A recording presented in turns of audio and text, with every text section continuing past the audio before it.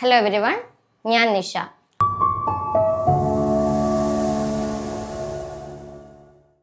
നിങ്ങളെല്ലാവരും CSIR UGC 2026 December എക്സാമിന് വേണ്ടി പ്രിപ്പയർ ചെയ്തുകൊണ്ടിരിക്കുകയാണെന്ന് ഞാൻ മനസ്സിലാക്കുന്നു.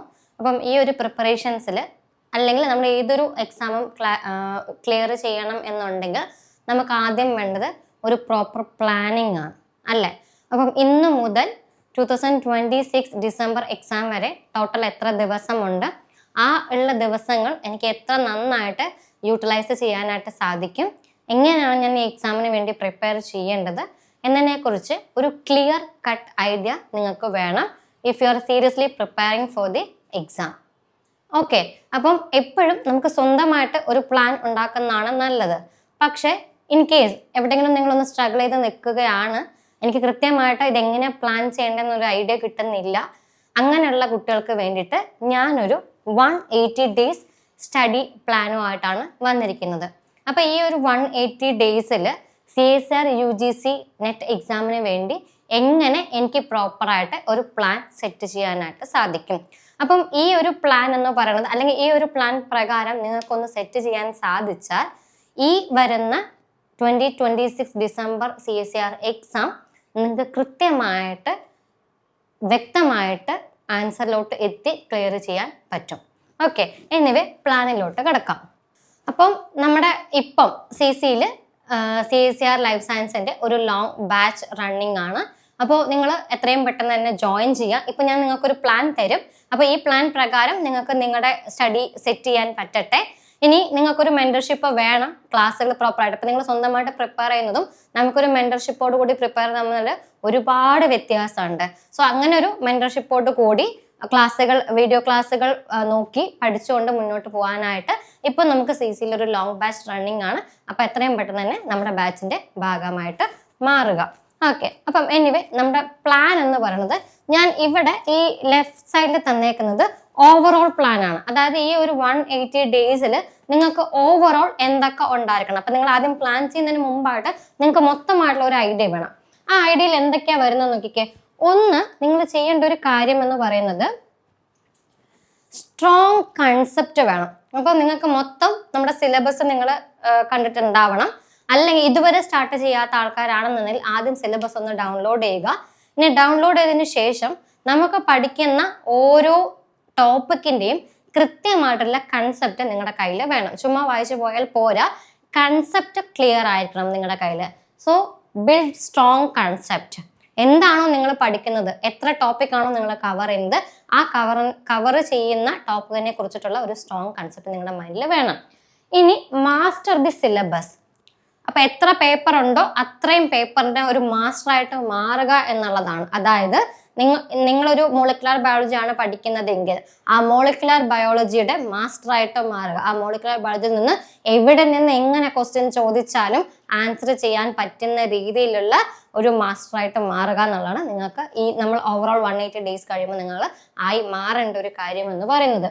ഇനി കൺസെപ്റ്റ് പഠിച്ചാൽ മാത്രം പോരാ, നമുക്കതിനെ ക്വസ്റ്റ്യൻസിലോട്ട് അപ്ലൈ ചെയ്യാനായിട്ട് പറ്റണം. അപ്പൊ അതിനാകെ നമുക്ക് ചെയ്യാൻ പറ്റുന്ന ഒരു കാര്യം എന്ന് പറയുന്നത് PYQ ഫോളോ ചെയ്യുക എന്നുള്ളതാണ്. അതായത് പ്രീവിയസ് ഇയർ ക്വസ്റ്റ്യൻസ് പ്രാക്ടീസ് ചെയ്യുക എന്നുള്ളതാണ്. അപ്പൊ നിങ്ങളൊരു പ്ലാൻ തയ്യാറാക്കുന്ന സമയത്ത് ഒന്ന് നിങ്ങൾ സിലബസ് നിങ്ങളുടെ കയ്യിൽ വേണം.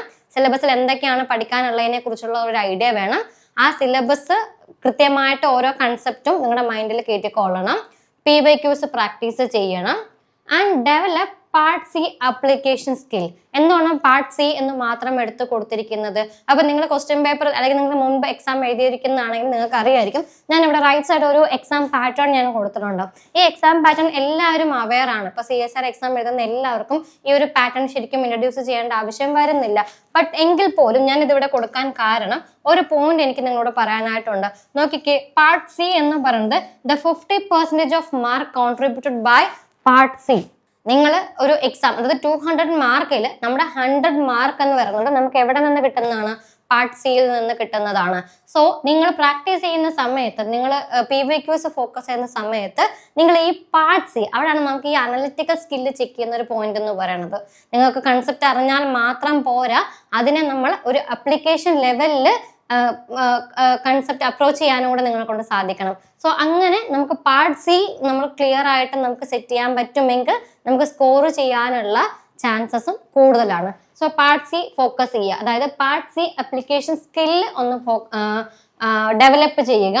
ഇനി എത്ര മാത്രം മോക്ക് ടെസ്റ്റ് നിങ്ങൾക്ക് ചെയ്ത് നോക്കാൻ പറ്റുമോ, അതിന് സമയം സന്ദർഭം ഒന്നും നോക്കണ്ട, എത്ര മാത്രം മോക്ക് ടെസ്റ്റുകൾ എടുത്ത് നമുക്ക് ചെയ്ത് നോക്കാൻ പറ്റും അത്രമാത്രം മോക്ക് ടെസ്റ്റുകൾ ചെയ്ത് നോക്കുക.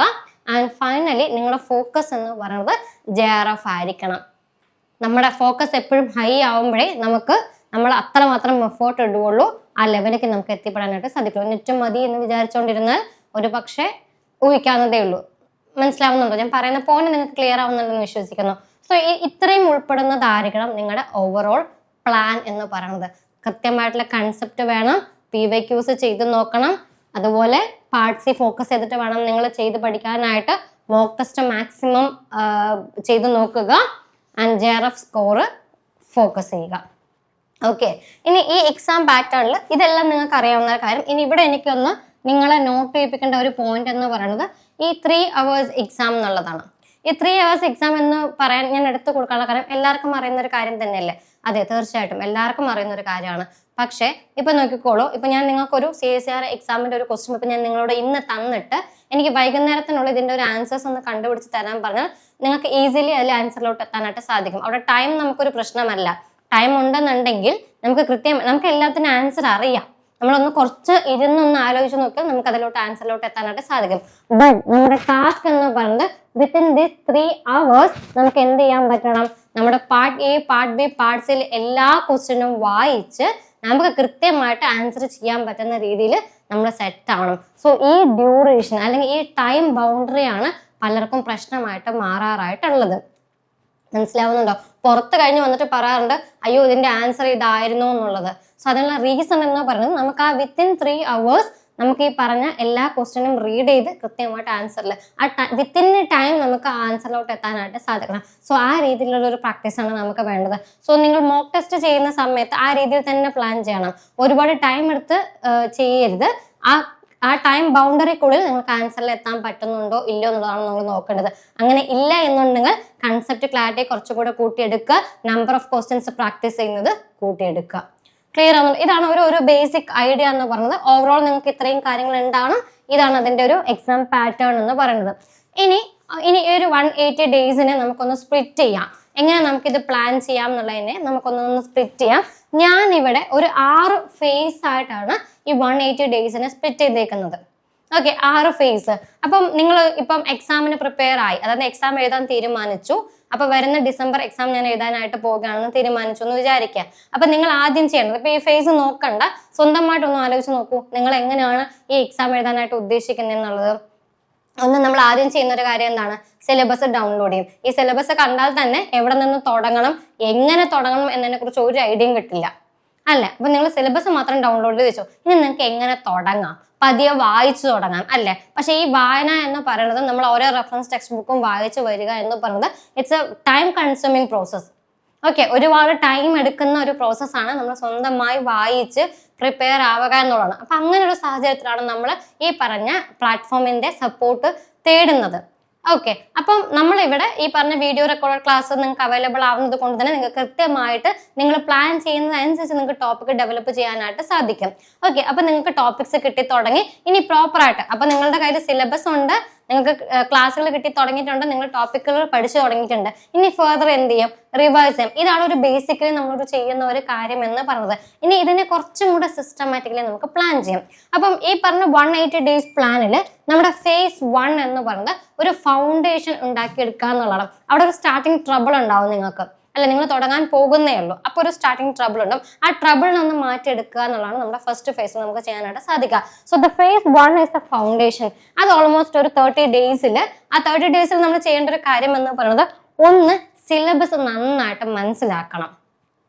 ഈ സിലബസിൽ നിങ്ങൾക്ക് അറിയാം, ഡീറ്റെയിൽ ആയിട്ട് സിലബസ് എടുത്ത് നോക്കുന്ന സമയത്ത് കൃത്യമായിട്ട് ആ ചെറിയ ചെറിയ ടേംസുകൾ, ഒരു വലിയ ടോപ്പിക്കിൽ വരുന്ന ചെറിയ ടേംസുകൾ കൃത്യമായിട്ട് എടുത്ത് കൊടുത്തിട്ടുണ്ട്.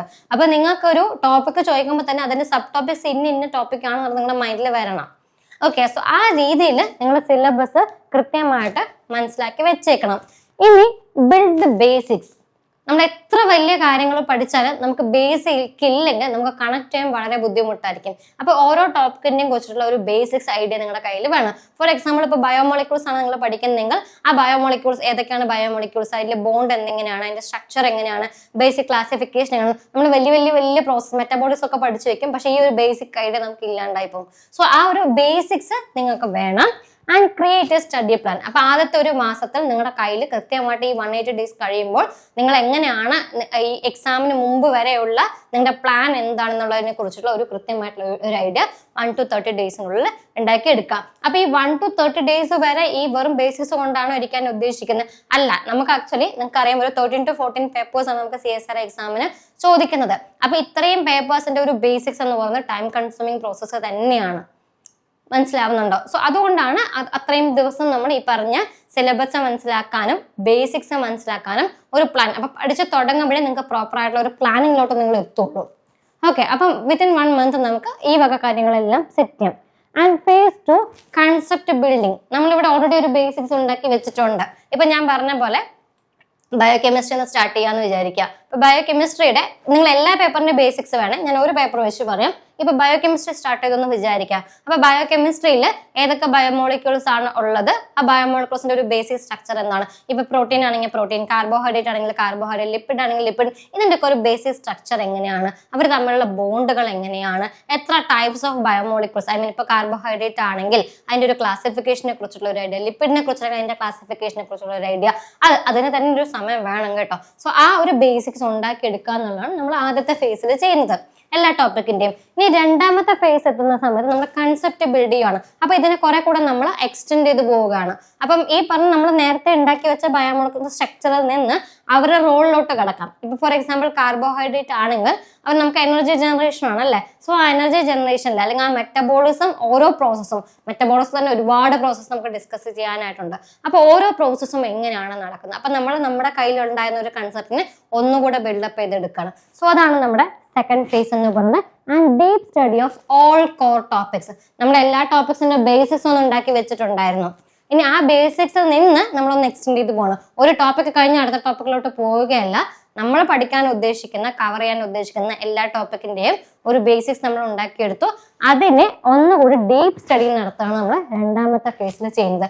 അതുവഴി നമുക്ക് അത്യാവശ്യം ഒരു ക്ലാരിറ്റി ആയിട്ടുണ്ടാവും. ഓക്കെ, കാർബോഹൈഡ്രേറ്റ് വെച്ച് പറയുകയാണെങ്കിൽ ക്ലാസിഫിക്കേഷനും പഠിച്ചു, അതിന്റെ മെറ്റബോളിസവും പഠിച്ചു.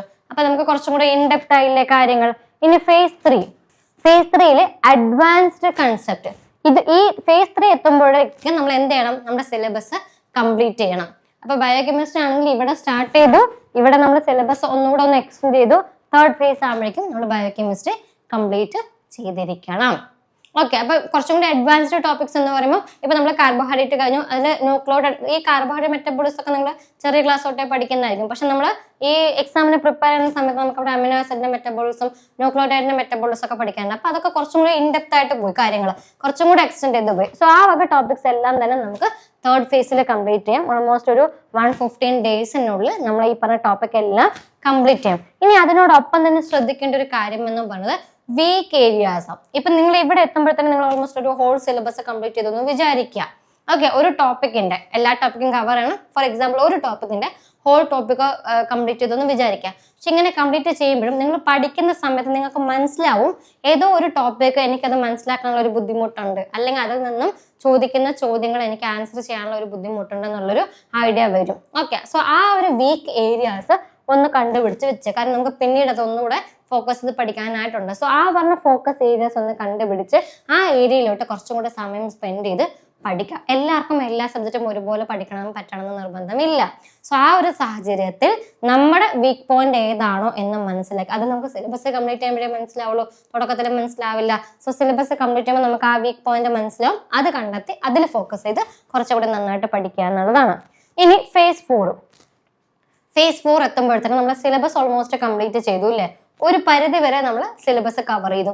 ഇനി നമുക്ക് ചെയ്യാനായിട്ട് പറ്റേണ്ടത് PYQs സോൾവ് ചെയ്യുക എന്നുള്ളതാണ്.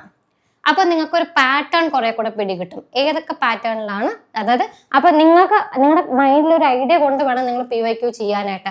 ആദ്യം തന്നെ PYQ ചെയ്യാൻ വേണ്ടി പോയി കഴിഞ്ഞാൽ ഇത് എവിടെന്നാ ചോദിച്ചത്, എങ്ങനെയാ ഈ ചോദ്യം വന്നതിനെ കുറിച്ചുള്ള ഒരു ഐഡിയ ഉണ്ടാവില്ല. അപ്പൊ ഒരു കൺസെപ്റ്റ് ബിൽഡപ്പ് ചെയ്തതിന് ശേഷം, ഒരു സബ്ജക്റ്റിൽ നിങ്ങളൊന്ന് മാസ്റ്റർ ആയതിനു ശേഷം നിങ്ങൾ എന്ത് ചെയ്യണം, പതിയെ PYQയിലോട്ട് കിടക്കണം. അപ്പൊ നിങ്ങൾക്ക് ഏത് ആസ്പെക്റ്റിലാണ് ചോദ്യങ്ങൾ വന്നേക്കുന്നത്, ഏത് ആസ്പെക്റ്റിലാണ് നിങ്ങൾ കൂടുതൽ ഫോക്കസ് ചെയ്യേണ്ടത് എന്നുള്ളതിനെ കുറിച്ചുള്ള ഒരു ഐഡിയ കിട്ടും. ആൻഡ് പാർട്ട് സി കൂടുതലായിട്ട് പ്രാക്ടീസ് ചെയ്യാം. ഞാൻ നേരത്തെ പറഞ്ഞ പോലെ 50% of mark contributed by part C. So ഈ പറഞ്ഞ പാർട്ട് സി കുറെ കൂടെ ഫോക്കസ് ചെയ്യുക. ആൻഡ് എറർ നോട്ട്ബുക്ക്, ഇത് വളരെ ഇമ്പോർട്ടൻ്റ് ആയിട്ടുള്ള ഒരു പോയിന്റ് ആണ്. ഒരു എറർ നോട്ട്ബുക്ക് കയ്യിൽ വെച്ചേക്കാം. അതായത് നിങ്ങൾക്ക് തെറ്റുന്ന ഭാഗം ഏതാണോ അതൊന്ന് നോട്ട് ചെയ്ത് വെക്കാനായിട്ട് ഒരു നോട്ട്ബുക്ക് സെപ്പറേറ്റ് ആയിട്ട് വെച്ചേക്കുക. കാരണം നമ്മൾ എപ്പോഴും പഠിക്കുന്നത് എററിൽ നിന്നുമാണ്. ഒരു പക്ഷെ നിങ്ങൾ ആദ്യം ഒരു ചോദ്യം കണ്ടെന്ന് വിചാരിക്കുക, PYQയിൽ നിന്നൊരു ചോദ്യം എടുത്തു, നിങ്ങൾ അതിൽ ആൻസറിലോട്ട് ഈസി ആയിട്ട് എത്തിയെന്ന് വിചാരിക്കുക. ഒരു പക്ഷേ അത് പിന്നീട് സെയിം ക്വസ്റ്റ്യൻ ചോദിക്കുമ്പോൾ നിങ്ങൾക്ക് ആ ആൻസറിൽ എത്താൻ പറ്റണമെന്ന് നിർബന്ധമില്ല. ഇൻ കേസ് നിങ്ങൾ ആദ്യം ഒരു ക്വസ്റ്റ്യൻ അപ്രോച്ച് ചെയ്യുന്ന സമയത്ത് നിങ്ങൾക്ക് എന്തെങ്കിലും ഒരു മിസ്റ്റേക്ക് പറ്റിയെന്ന് വിചാരിക്കുക, നിങ്ങൾ ഒരിക്കലും ആ ക്വസ്റ്റ്യൻ പിന്നീട് തെറ്റിക്കില്ല. പറഞ്ഞ കാര്യം മനസ്സിലാവുന്നുണ്ടോ? സോ നിങ്ങൾക്ക് എവിടെയാണ് അബദ്ധം പറ്റുന്നത്, എവിടെയാണ് എറർ പറ്റിയത്, നിങ്ങൾ ഏത് ലെവലിലാണ് ചിന്തിക്കാൻ വിട്ടുപോയത്, അങ്ങനെ നിങ്ങൾക്ക് പറ്റുന്ന അബദ്ധങ്ങൾ ഒന്ന് നോട്ട് ചെയ്ത് വെക്കാനായിട്ട് ഒരു എറർ നോട്ട്ബുക്ക് കയ്യിൽ വെച്ചേക്കാം. ഓക്കെ, അതാണ് phase 4 എന്ന് പറയുന്നത്. ഇനി നെക്സ്റ്റ് phase 5. phase 5 നമ്മൾ എത്ര മോക്ക് ടെസ്റ്റ് നിങ്ങൾക്ക് ചെയ്യാനായിട്ട് പറ്റുമോ, ഇവിടെ നമ്മൾ PYQ നോക്കി, അപ്പോൾ ഒരു ഏകദേശം ഒരു പാറ്റേൺ കിട്ടി. ഇനി ആ പാറ്റേണിൽ നിങ്ങൾക്ക് എത്ര മോക്ക് ടെസ്റ്റ് അറ്റൻഡ് ചെയ്യാൻ പറ്റുമോ അത്രയും maximum number of mock test attend ചെയ്യുക എന്നുള്ളതാണ് നമ്മുടെ phase 5 എന്ന് പറയുന്നത്. 2 to 4 full length mock test per week. അതായത് ഞാൻ ഈ പറഞ്ഞ പോലെ നമ്മൾ ഈ എക്സാം പാറ്റേൺ പറഞ്ഞ സമയത്ത് ഒരു 3 hours ഡ്യൂറേഷൻ പറഞ്ഞിരുന്നു അല്ലേ. സോ ആ ഡ്യൂറേഷനിൽ നമുക്ക് കംപ്ലീറ്റ് ചെയ്യാൻ പറ്റണം. സോ അങ്ങനെ ഒരു 3 hours എക്സാം, ആ 3 hours എക്സാം എഴുതാൻ പറ്റുന്ന രീതിയിൽ എത്ര മോക്ക് ടെസ്റ്റ് അറ്റൻഡ് ചെയ്യാൻ പറ്റും അത്രയും മോക്ക് ടെസ്റ്റ് അറ്റൻഡ് ചെയ്യുക. And analyse and improve. ഒരു 3-4 മോക്ക് ടെസ്റ്റ് കഴിയുമ്പോൾ you can analyse yourself, how much you can perform and where are the weak areas. അങ്ങനെ നിങ്ങൾക്ക് നിങ്ങളെ കുറിച്ചിട്ടുള്ള ഒരു അനാലിസിസ് നടത്തി നോക്കുക. അങ്ങനെ നടത്തുമ്പോൾ നിങ്ങൾക്ക് മനസ്സിലാവും എവിടെയാണ് നിങ്ങൾ വീക്ക് പോയിന്റ് ആയിരിക്കുന്നത്. നിങ്ങൾ കവർ ചെയ്ത ഈ 13 പേപ്പറുകളിൽ ഏത് പേപ്പറിലാണ്, ഏത് പേപ്പറിൽ നിന്നും ചോദിച്ചിട്ടുള്ള ചോദ്യത്തിലാണ് നിങ്ങൾക്ക് ആൻസറുകൾ ഏറ്റവും കൂടുതൽ തെറ്റിപ്പോകുന്നത്. അങ്ങനെ നിങ്ങളൊരു സെൽഫ് അനാലിസിസ് നടത്തുക. അനാലിസിസ് നടത്തി ഇംപ്രൂവ് ചെയ്യുക. എവിടേക്കാണ് നിങ്ങൾക്ക് പാളിച്ചകൾ പറ്റിയത് ആ പാളിച്ചകളൊക്കെ നികത്തി ഒന്ന് ഇംപ്രൂവ് ചെയ്യുക. ആൻഡ് ദി ഫൈനൽ phase 6 പുതിയ കാര്യങ്ങളൊന്നും പഠിക്കാൻ പോകരുത്. ഓക്കെ, നമ്മുടെ ഒരു എക്സാമിന് പ്രിപ്പയർ ചെയ്യുന്ന സമയത്ത് അവിടെ ഏറ്റവും കൂടുതൽ നമ്മൾ ചെയ്യേണ്ട ഒരു കാര്യം എന്ന് പറയുന്നത് റിവിഷൻ ആണ്. പുതിയ കാര്യങ്ങൾ പഠിക്കുന്നതിന് പകരം പഠിച്ച കാര്യങ്ങളെ പ്രോപ്പറായിട്ട് റിവൈസ് ചെയ്ത് മെമ്മറിയിൽ സ്റ്റോർ ചെയ്ത് വെക്കുക എന്നുള്ളതാണ് നമുക്ക് ഏറ്റവും കൂടുതൽ നമ്മൾ ചെയ്യേണ്ട ഒരു കാര്യം. സോ phase 6 പുതിയ കാര്യങ്ങളൊന്നും പഠിക്കാതെ പഠിച്ച കാര്യങ്ങൾ, നിങ്ങൾ കവർ ചെയ്ത കാര്യങ്ങൾ കംപ്ലീറ്റ് ആയിട്ട് ഒന്ന് റിവൈസ് ചെയ്യുക. ഓക്കെ, അത് റാപ്പിഡ് റിവിഷൻ ആയിരിക്കണം. വീണ്ടും 1 by 1 ആയിട്ട് ലൈൻ ആയിട്ട് വായിക്കാൻ നിൽക്കരുത്. പ്രോപ്പറായിട്ട് നിങ്ങൾ പണ്ടലം ചെയ്ത് വെച്ചിട്ടുണ്ടാവും അല്ലെങ്കിൽ ഹൈലൈറ്റ് ചെയ്ത് വെച്ചിട്ടുണ്ടാവും. ആ ഹൈലൈറ്റ് ചെയ്ത പോയിന്റ്സ് നോക്കി നിങ്ങൾ പ്രോപ്പറായിട്ടൊന്ന് റിവൈസ് ചെയ്യുക. ഇനി സ്റ്റേ കാം ആൻഡ് കോൺഫിഡൻറ്റ്. ഒരു എക്സാമിന് വേണ്ട ഏറ്റവും ഇമ്പോർട്ടൻ്റ് ആയിട്ടൊരു കാര്യമാണ് കോൺഫിഡൻ്റ് ആയിട്ട് ഇരിക്കുക എന്നുള്ളത്.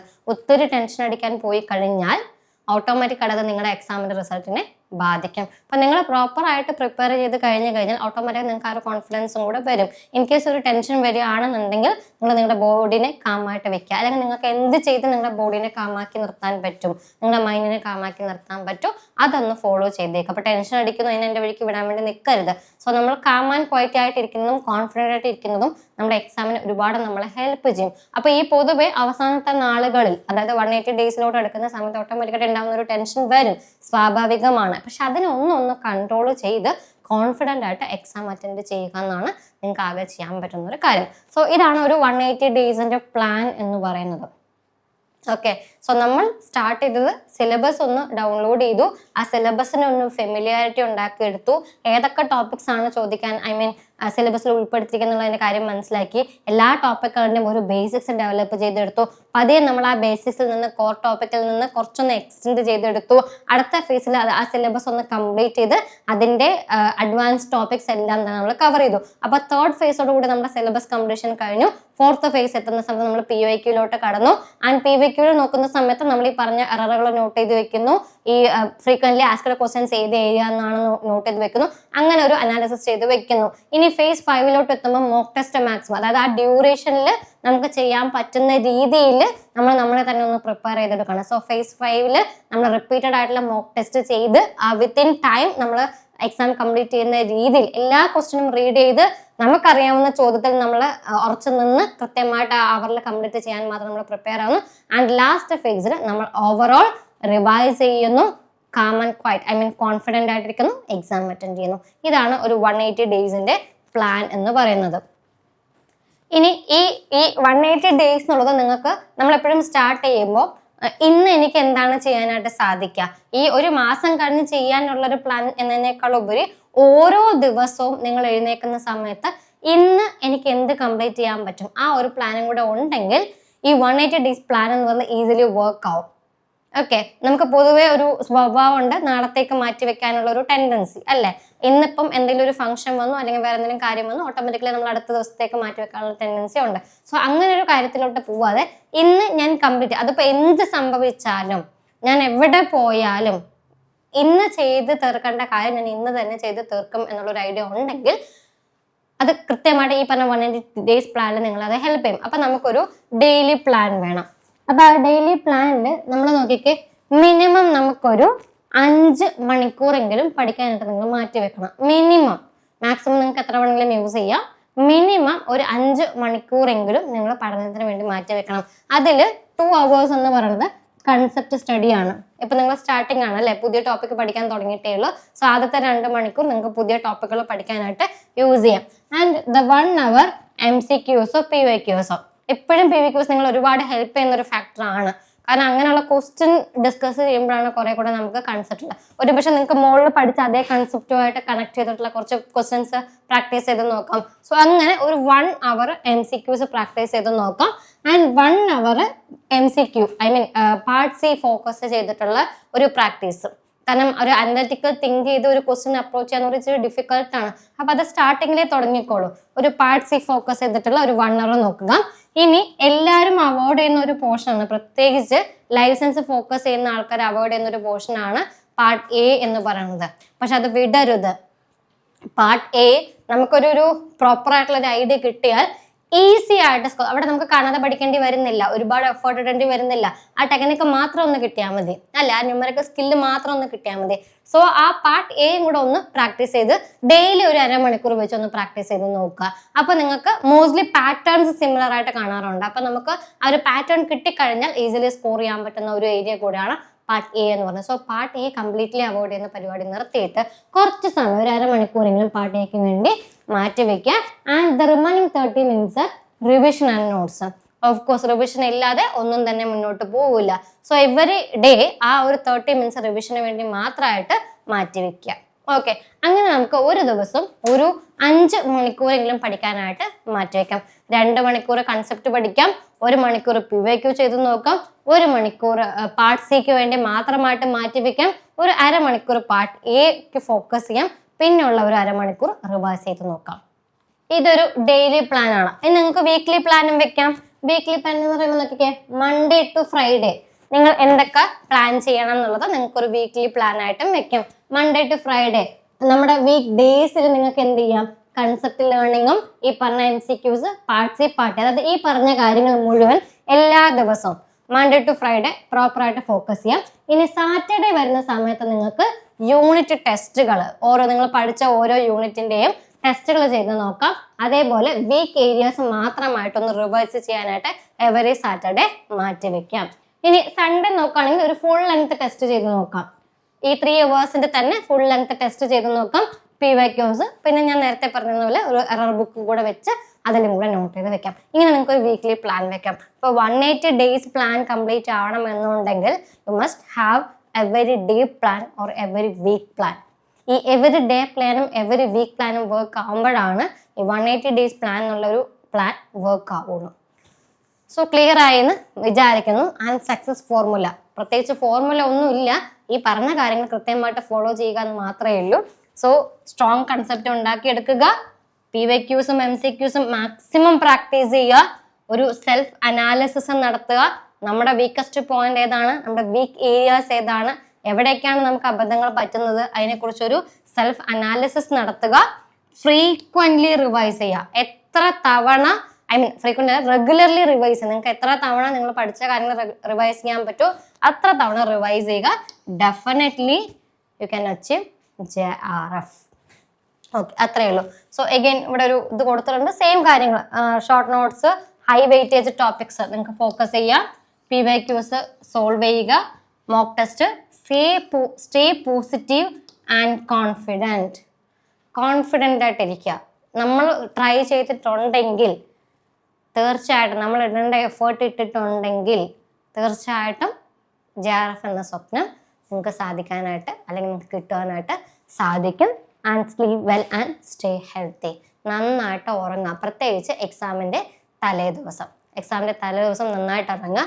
ഈ ടെൻഷൻ അടിച്ച് അല്ലെങ്കിൽ എക്സാമിൻ്റെ തലേ ദിവസം 3 മണി വരെ 4 മണി വരെ ഇരുന്ന് പഠിച്ച് പിറ്റേ ദിവസം ഉറങ്ങി എണിക്കാൻ പറ്റാതെ എക്സാം മിസ്സായി പോയ പല വ്യക്തികളെയും എനിക്ക് പേഴ്സണലി പരിചയമുണ്ട്. സോ അതുകൊണ്ടാണ് ഞാൻ ഈ പറയുന്നത്, എക്സാമിൻ്റെ തലേ ദിവസം നന്നായിട്ട് ഉറങ്ങുക. നിങ്ങൾ അത്രയും കാലം കഷ്ടപ്പെട്ടതല്ലേ, അപ്പോൾ ഒരു മാക്സിമം ഒരു 10 to 11 വരെ നിങ്ങൾ ചെയ്യേണ്ട കാര്യങ്ങളെല്ലാം ഒന്ന് റിവേഴ്സ് ചെയ്ത് സെറ്റാക്കി എക്സാമിൻ്റെ തലേ ദിവസം നന്നായിട്ട് കിടന്നുറങ്ങുക. രാവിലെ ഫ്രഷ് ആയിട്ട് എഴുന്നേറ്റ് പോയി കോൺഫിഡൻ്റ് ആയിട്ട് എക്സാം എഴുതുക. So all the best to all. ഈ പ്ലാൻ നിങ്ങൾക്ക് വർക്ക്ഔട്ട് ആവട്ടെ. എല്ലാവർക്കും JRF കിട്ടട്ടെ. Thank you so much.